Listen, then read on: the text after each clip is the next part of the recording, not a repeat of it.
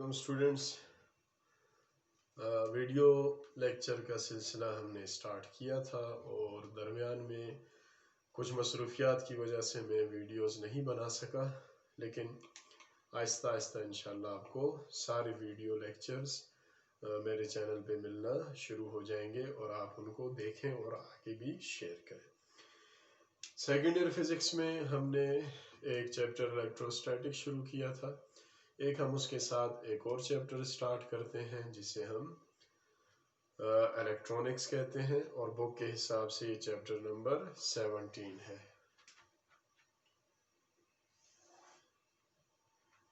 देखें,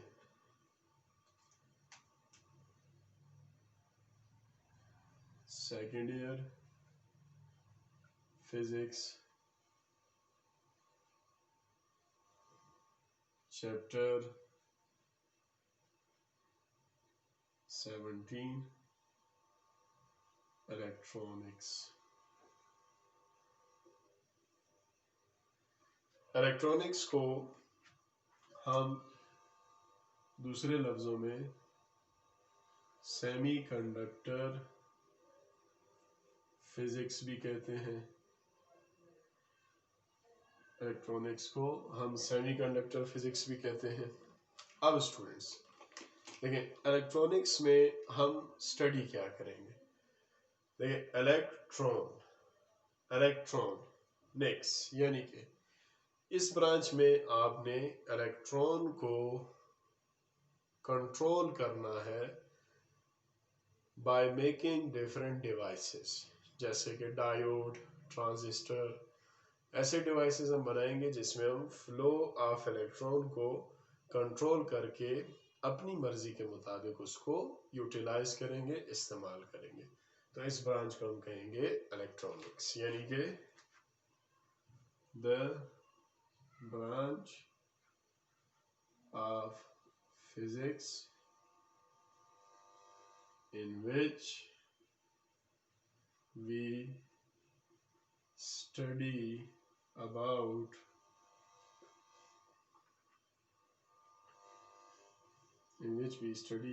devices in which flow of electron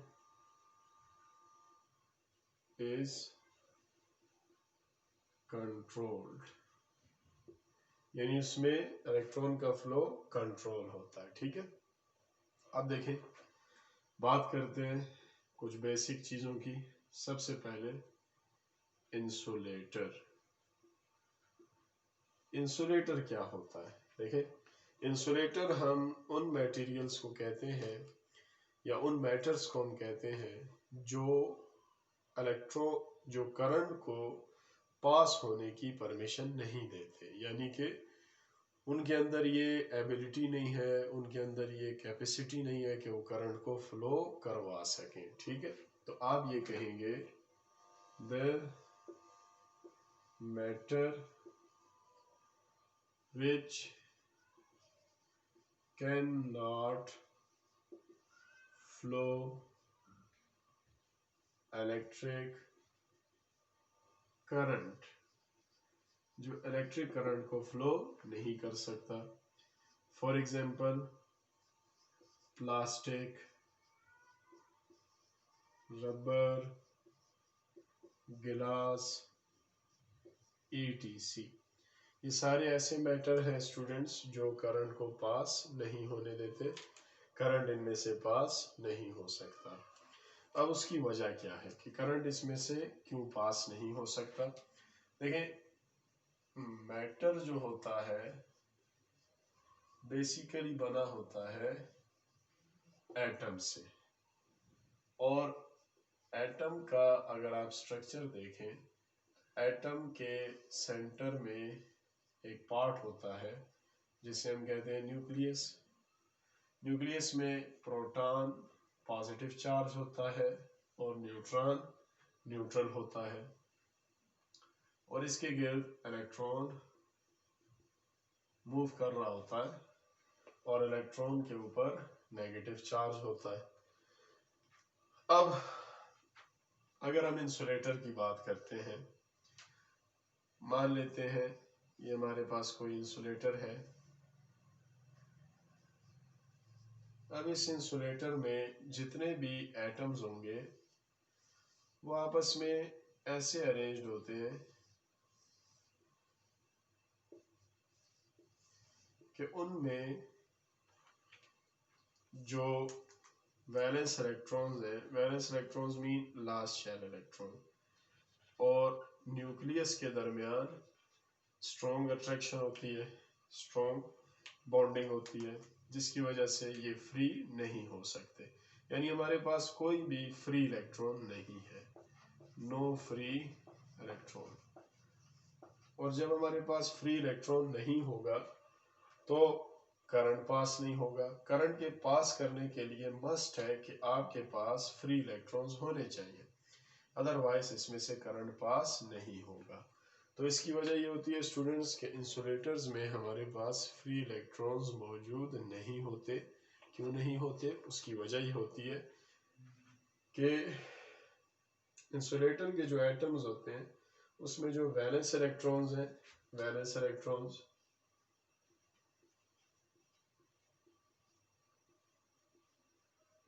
valence electrons का मतलब होता है लास्ट शेल इलेक्ट्रॉन्स। उनमें और न्यूक्लियस में मजबूत अट्रैक्शन होता है, जिसकी वजह से वो यहाँ से लीव नहीं कर पाते और फ्री नहीं हो सकते। और जब ये फ्री नहीं होंगे तो आपके पास करंट का फ्लो भी नहीं होगा। अब बात करते हैं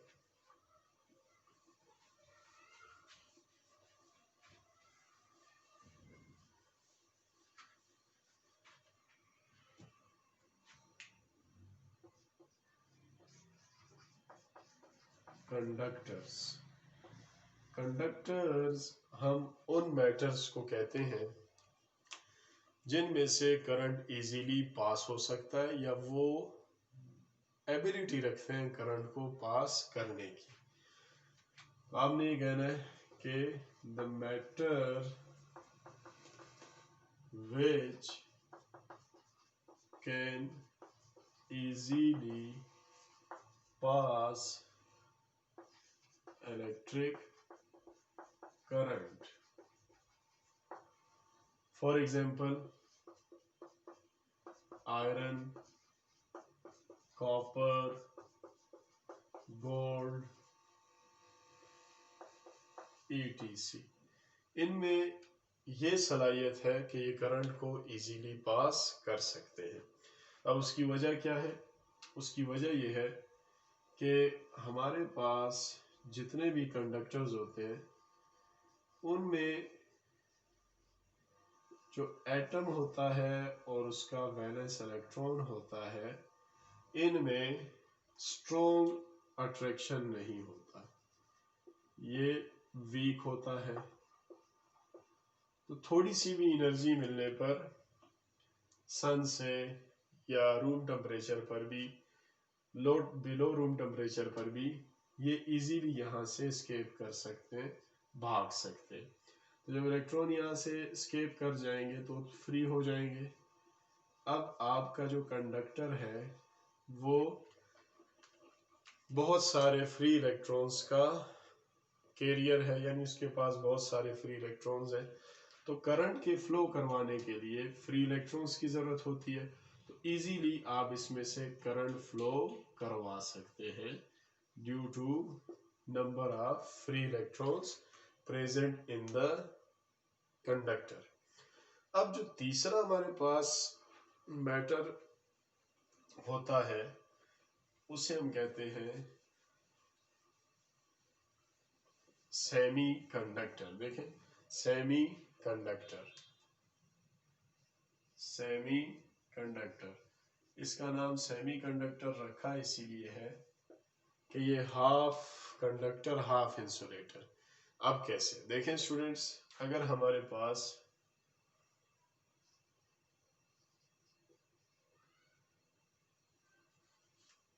बिलो रूम टेम्परेचर की अगर हम बात करते हैं, रूम टेम्परेचर स्टूडेंट्स नॉर्मल हम लेते हैं 25 डिग्री सेंटीग्रेड। तो बिलो रूम टेम्परेचर का मतलब 25 से बिलो 24, 23, 22 जो भी होगा। तो बिलो रूम टेम्परेचर पर ये बिहेव करता है एज इंसुलेटर, यानी ये इंसुलेटर का काम स्टार्ट कर देता है, ये करंट को पास नहीं होने देता। और जैसे जैसे टेम्परेचर लो होगा यानी 24 से नीचे आता जाएगा तो ये बिल्कुल स्ट्रॉन्ग इंसुलेटर बनना स्टार्ट हो जाएगा। और अगर आप 0 केल्विन की बात करें,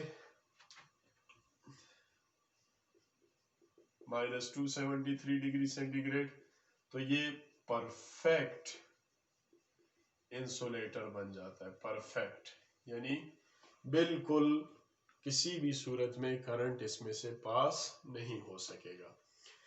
अब अगर हम दूसरी तरफ आए, एट रूम टेम्परेचर की बात करें, तो एट रूम टेम्परेचर पर ये कंडक्टर की तरह बिहेव करना शुरू कर देता है। और जैसे जैसे टेम्परेचर आप इंक्रीज करते जाएंगे तो ये गुड एंड बेस्ट कंडक्टर बनना शुरू हो जाएगा। टेम्परेचर इंक्रीजेस, यानी जैसे जैसे टेम्परेचर इंक्रीज होता जाएगा तो ये गुड कंडक्टर, बेस्ट कंडक्टर बनना स्टार्ट हो जाएगा।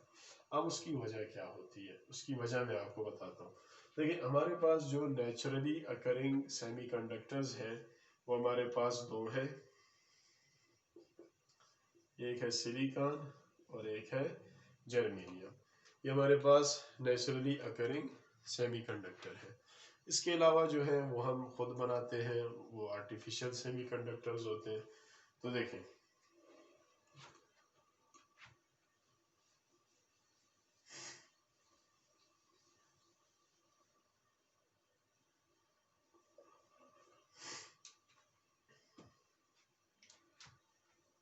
सिलिकॉन की बात करते हैं।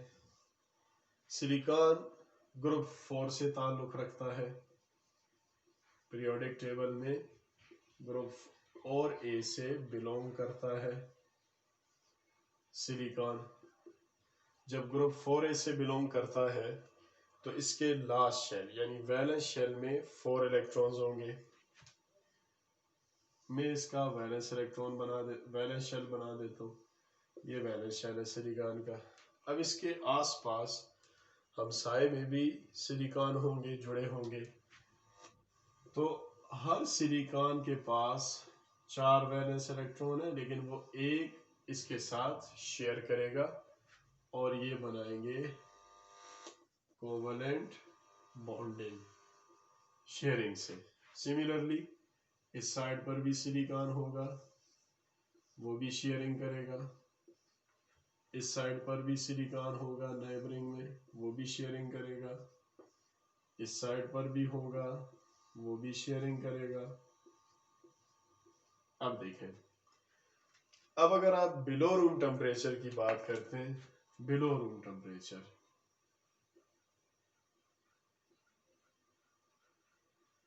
तो बिलो रूम टेम्परेचर पर इनकी जो कोवलेंट बॉन्डिंग है वो स्ट्रॉन्ग होती है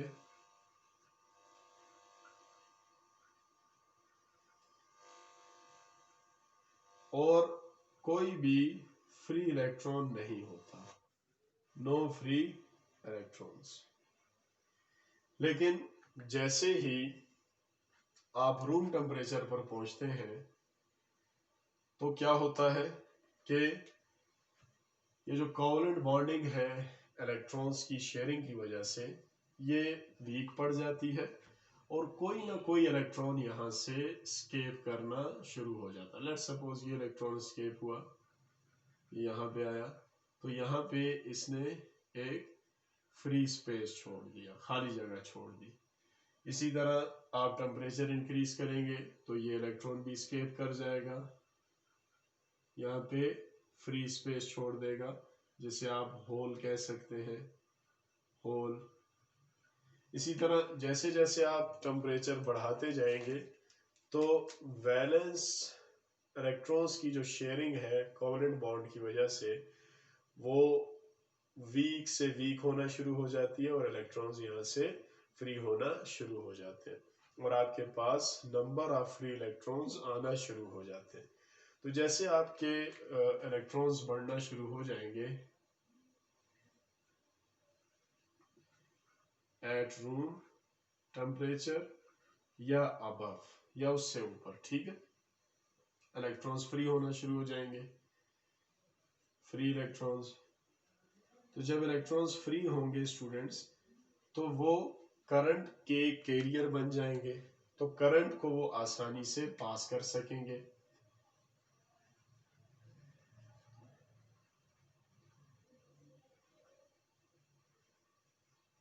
तो अब ये अच्छा कंडक्टर बनना शुरू हो जाएगा।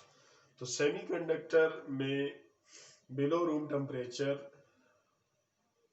कोई भी फ्री इलेक्ट्रॉन हमारे पास नहीं होता, सारे के सारे कोवेलेंट बॉन्डिंग से जुड़े होते हैं, जिसकी वजह से करंट का कैरियर मौजूद नहीं है तो करंट फ्लो नहीं कर सकता। लेकिन जब आप रूम टेम्परेचर पर पहुंचते हैं तो थर्मल एनर्जी की वजह से, यानी जो सन की थर्मल एनर्जी है